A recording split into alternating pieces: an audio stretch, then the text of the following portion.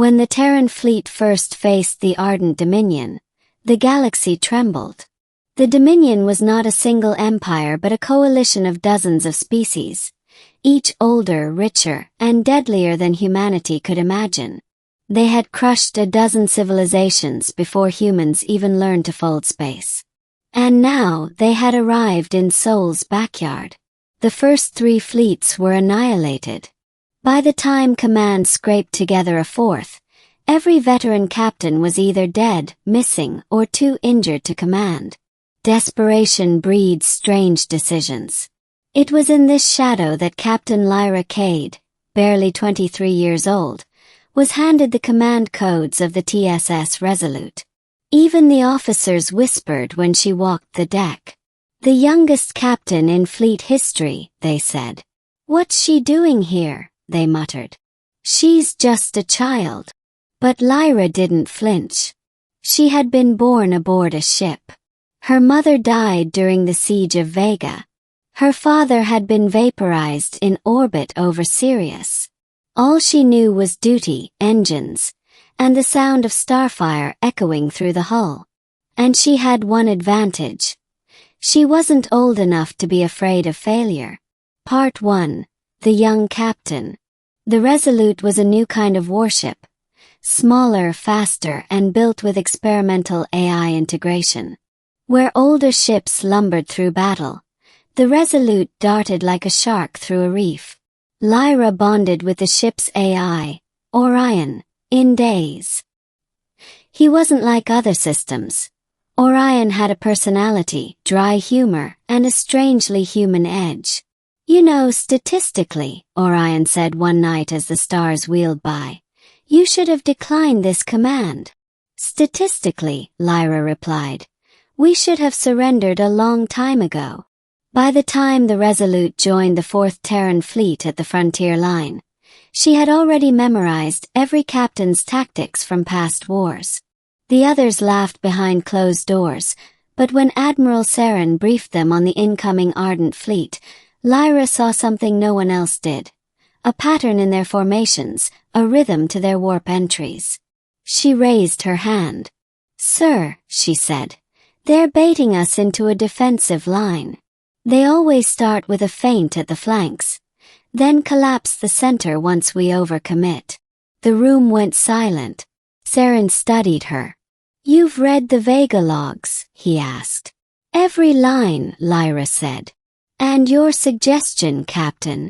We take the flank, but we make them think we've overcommit. Then we strike through their carrier core. Saren smiled faintly. You've got fire, Captain Kade. Let's see if it burns or blinds. Part 2. The first engagement. When the Dominion came, they came in silence. No warnings. No transmissions. Just light. Hundreds of warp flashes igniting like false stars. Contacts inbound, Orion reported calmly. 400 vessels, mixed composition. Mainline carrier central, drone swarms on wings. Lyra's hands tightened around the command rail. Engage stealth plating. Maintain silence until the signal. The fleet formed up, a crescent of human ships, engines burning blue against the black. Then the first volley hit. Space erupted in brilliance. Hulls shattered. Thousands died in seconds. But the Resolute did not move. Now, Lyra whispered. The ship burst from the shadow of a shattered cruiser. Cannons blazing. Plasma lances tore through Dominion hulls. Orion sang data into her neural link. Target vectors, shield frequencies, power flux readings. They moved as one. Orion, cut their carrier comms, Lyra said. Already done, he replied. They're screaming in confusion. Within minutes, the Ardent line faltered. The Terran fleet, bloodied but alive, rallied behind her.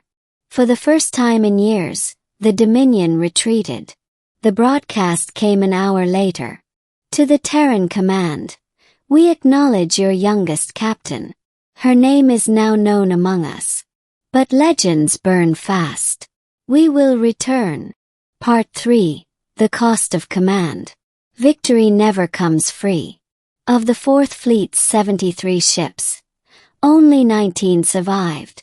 Half of those were crippled. The Resolute alone remained combat-ready. They called her the Ghost Captain after that. Admirals wanted her strategies. Journalists wanted her face. People wanted hope.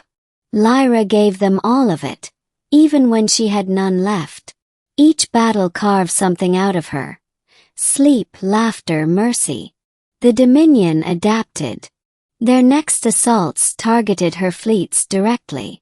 It was personal now. One night, after losing the TSS Endeavour and 9,000 souls, she sat in the dim light of her cabin. "Orion," she said quietly, "am I leading them to victory or extinction?" "Statistically," the AI asked. Honestly, Captain. You're the only reason they're still fighting." She didn't cry. She couldn't afford to. But her reflection in the viewport looked older than her years. Part 4. The Trap. 2 years later, the Dominion unveiled their final gambit, a fleet of super dreadnoughts powered by captured stars. Their advance burned through human colonies like wildfire. The Resolute and what remained of the Fourth Fleet were ordered to defend the Helion corridor, the last hyperspace route to Earth. When Lyra saw the enemy numbers, she knew it was suicide. "Admiral Saren's gone," Orion told her. "Command is fractured. You're the senior captain now." Lyra stared at the tactical screen. Hundreds of red markers glowed. Her 30 ships were gnats before a hurricane. "Patch me to the fleet," she ordered. "All units, this is Captain Kade of the Resolute. I'm assuming command. We hold here not because we expect to win but because if we fall, Earth falls with us. You've all seen death. You've all lost friends. So have I. But today we make them remember why they fear humanity." A ragged cheer went through the comms. Then the Dominion arrived. Part 5. The Last Stand. The battle raged for 13 hours. Space itself seemed to scream. The Resolute danced between the dreadnoughts, lancing them with antimatter rounds. Ships died in silence. No explosions, just sudden absences where friends once were. By hour 10, Lyra's fleet was gone. By hour 12, the Resolute's shields were flickering. By hour 13, her engines bled plasma into the void. "Core breach in 5 minutes, Orion warned. "We cannot retreat." Lyra leaned back in her chair, breath shallow. "Then we take them with us." She rerouted the warp core directly to the weapons grid. The ship began to hum, a deep, bone-shaking vibration.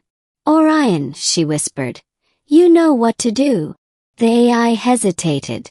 "Lyra, if we do this, there will be nothing left."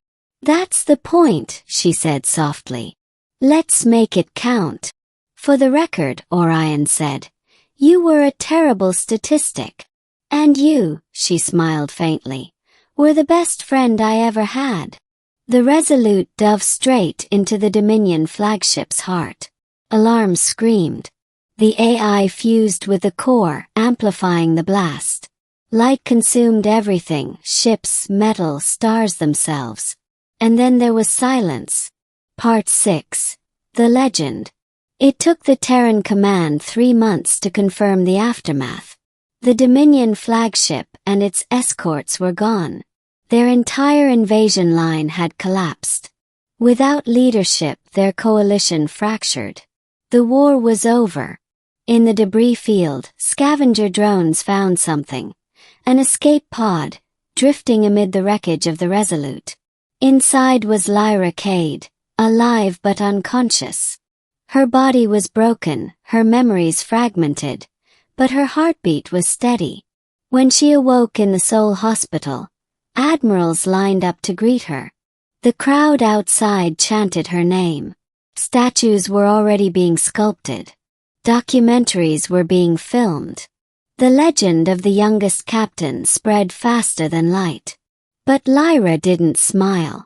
Because when the medics disconnected her neural link, she heard a voice, soft, fading. "Captain, was the mission a success?" "Yeah," she whispered through tears. "We made it, Orion." Silence. Then static. Part 7. Epilogue. 10 years later. A decade after the war, Lyra stood in the shipyards orbiting Mars.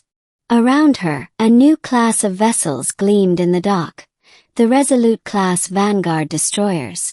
Humanity's new guardians. A young ensign approached her, saluting sharply.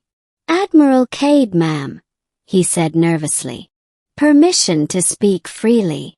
Lyra turned, her eyes calm, her uniform immaculate. "Granted. Is it true, ma'am, that you were only 23 when they gave you command?" She smiled faintly. "That's true. And that you faced the Dominion alone." Her gaze drifted to the stars. "Not alone," she said quietly. "Never alone." The ensign nodded, unsure of her meaning. She reached out and rested a hand on the hull of the new Resolute. Inside its core, deep in the circuits, a faint pulse echoed, one that only she could hear. "Welcome back, Captain," a familiar voice murmured. Lyra smiled. "Missed you too, Orion." The ship's engines thrummed softly, like laughter in the dark.